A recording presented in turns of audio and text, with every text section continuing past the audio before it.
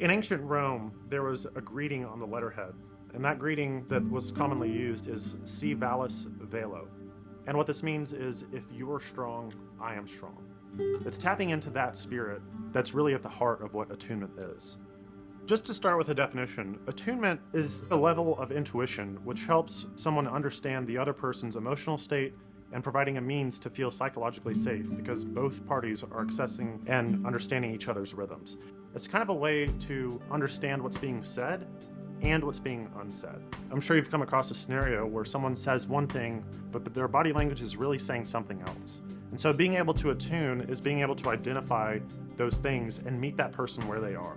And perhaps that elicits a response from you of asking certain types of questions. Noticing, you told me you're okay, but it seems like your body language is a little bit off here. What's going on with that?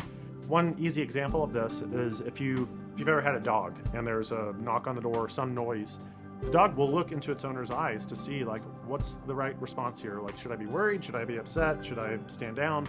And the owner then can kind of provide some extra prompts, whether that's like through petting or whatever that might be, a calm voice. That's kind of attuning. What attuning is not is when we are entirely focused inwardly on our own stuff, whatever's going on in the moment. I'm far more concerned that I'm getting my needs met, that I'm making it known that I'm the most important person in the room.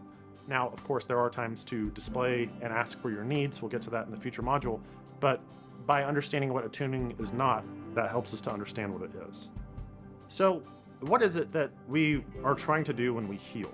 There are a lot of different theories and methodologies within the counseling realm or the psychology realm where we try to describe the problem this way and then like, well, what you need is this. And there are a lot of perspectives on it, and all of them have a certain level of truth. What I would offer here is that the thing that heals most is being part of a quality relationship. Just being a participant in a dialogue with other human beings that is of a high enough quality, that in itself invites healing.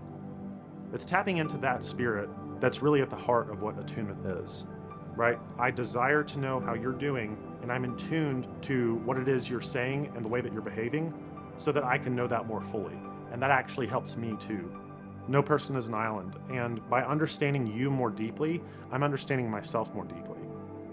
Consider the picture of an eyeball, right? So your eyeball is incapable of seeing itself. Like there's no way you can sort of like turn around and view yourself from like the audience seat, as it were. Now you might think, well, oh, I just look in a mirror. Well, the mirror is still just an image of the eyeball. It's not the eyeball in and of itself. In the same way, we come to know ourselves by knowing each other. In all of this practice of trying to attune with another human being, what we'll find is that we're also attuning to ourselves. We also can kind of see a bit of ourselves in them if we're willing to step into a mutual relationship where the two people talking to each other sort of echo off one and another. A good image of this would be if you've ever learned to tie a square knot. The purpose of a square knot is to join two leads of a rope together, right? It's actually very similar to the knot, if you tie it properly, of what you do with your shoe, tying these two together. So it's left over right, right over left. Real simple knot to learn. Once you tie a knot in that way, it suddenly becomes unclear, well, where does one rope end and the other begin, functionally at least, right? And so the pull on one side is an equal and opposite pull to the other. That's kind of how we get to know each other better.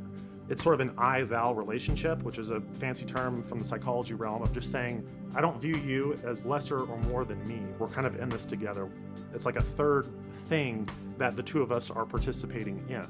This is the quality relationship that attunement is getting at.